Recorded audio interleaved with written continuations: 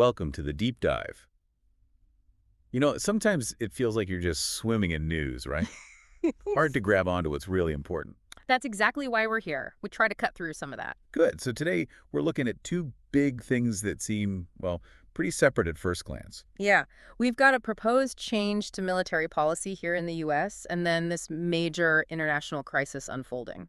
Specifically. We're talking the Trump administration asking the Supreme Court again about the transgender military ban, and also President Trump's comments on that awful attack in Kyiv. Okay. So the goal is to get to the heart of these, look at the different sides, and figure out what it all might mean. That's the plan. Understand the core issues. All right, let's start with the military ban. The administration's back at the Supreme Court trying to get this ban on transgender service members enforced. That's right. They're asking the court to allow enforcement. It's basically asking to overturn the current open service policy. Which came from the Biden administration. Yes, exactly. And of course, this echoes President Trump's previous efforts on the same issue. Creates a lot of, well, instability for people. Uncertainty, definitely. Yeah. So what's the main argument for the ban this time around? The legal angle.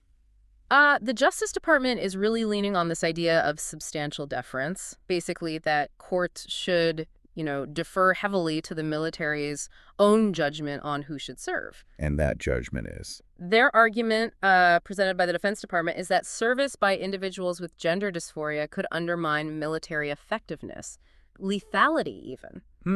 They're making comparisons. Yeah, they draw parallels to existing restrictions for conditions like asthma or hypertension, things that could impact readiness. Okay. And there's also the executive order itself. Right. President Trump's order frames transgender identity as incompatible with military service.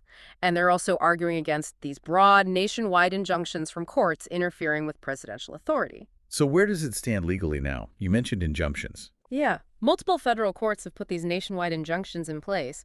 Judge Settle in Washington, the Ninth Circuit Court of Appeals, Judge Reyes in D.C., they're all blocking the ban currently. And the Supreme Court has looked at this before. They did during Trump's first term. They allowed a version of the ban to proceed while challenges continued. So the fact they're taking it up again, well, it suggests they're willing to weigh in more definitively. And you just quickly map the history, it feels like whiplash. It does a bit. So Obama administration, 2016, policy of open service. Then Trump's first term, an initial ban, though it had some exceptions. And then Biden reversed it. Correct. Back to open service. And now this proposed ban is described as having no exceptions. It really highlights the partisan split on this. If the court does allow this ban, what happens? What are the consequences? Well, the immediate impact is on current transgender service members and potential recruits, obviously. The 2025 order, it explicitly talks about removal. Yes, the stated goal is to identify and remove transgender personnel, though it mentions the possibility of honorable discharges. And legal challenges will continue. Oh, almost certainly. Focusing on equal protection, discrimination, and you'll hear that debate again about readiness and unit cohesion. Both sides have strong arguments there. And broader implications, too, I imagine. Definitely. For LGBTQ plus rights generally, this is watched very closely.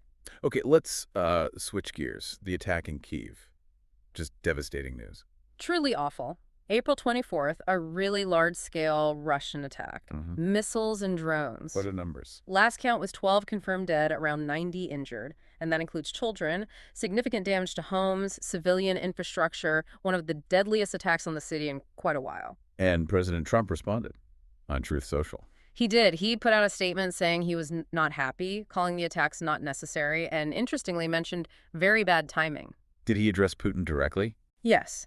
He wrote SOP, all caps, and mentioned high casualty figures, something like 5,000 soldiers a week are dying, before ending with get the peace deal done, again, in caps. That's quite direct, especially the SOP aimed at Putin. A bit different from some past rhetoric. It is somewhat rare, that kind of direct criticism of Putin from him, particularly since he had recently criticized Zelensky over Crimea. So what could be behind that message? A shift. It's hard to say definitively. It could be a subtle adjustment in rhetoric. Maybe seeing the scale of the civilian attack prompted it. Or maybe it's tactical, related to pushing for peace talks. But whether it actually influences Putin? Highly uncertain. That's the big question. But the statement itself, it might resonate with parts of the domestic audience concerned about the human cost. What about reactions elsewhere? Zelensky, other countries? President Zelensky cut short a trip to South Africa, came back saying, they need to see if Russia's talk about peace is genuine. And in Kyiv itself. Reports suggest some criticism there, feeling Trump's statement maybe wasn't strong enough against Russia despite the SOP message. Others? France's President Macron was very strong, condemned Russia, said the U.S. should maybe direct its anger more squarely at Putin, and reaffirmed Ukraine's right to its territory. Poland also condemned the attack. And within the administration, any differences?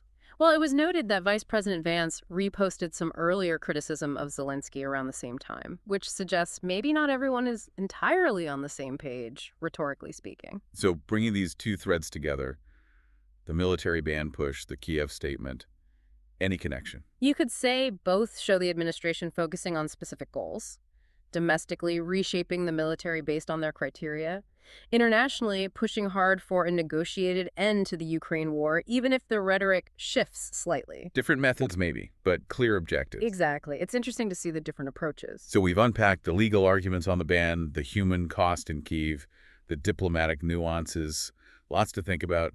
Yeah, trying to get past the headlines to the substance, the different viewpoints involved. So here's something for you, the listener, to mull over. Looking at these two situations, the proposed military policy and the response to the Kyiv attack, what underlying principles or priorities do you think they reveal about the administration's current direction? And what might the ripple effects be down the line for people's lives and, well, global relations? Something to chew on. Definitely food for thought. Thanks for joining us for the deep dive.